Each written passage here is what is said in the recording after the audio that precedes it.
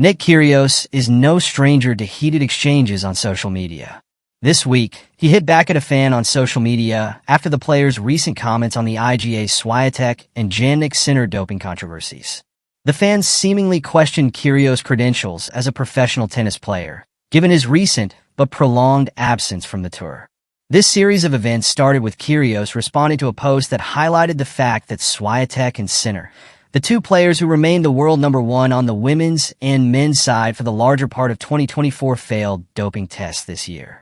He said the fan replied to this post, saying Kyrgios responded by hinting that he planned to return to the sport at next year's Australian Open, his home Grand Slam.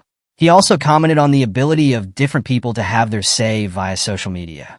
He said, Swiatek has received a 1-month suspension after her sample failed a doping test.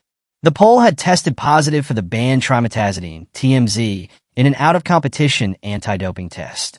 Sinner, meanwhile, had dodged a sanction earlier in the year when the International Tennis Integrity Agency found that he was not at fault when his sample returned with traces of the banned clostebol. Nick Kyrgios takes forays into off-court activities during break from competitive tennis.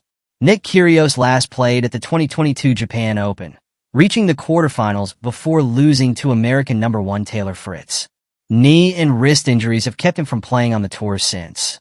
The Aussie has, however, kept himself busy while he has been away from the courts.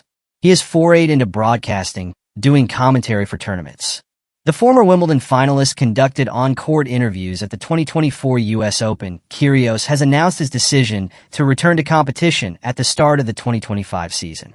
He will be in action at the Brisbane International, where he lifted the title back in 2018 and intends to play at the Australian Open as well. If all goes to plan for him, it will mark his first Grand Slam appearance since the 2022 U.S. Open, where he reached the quarterfinals.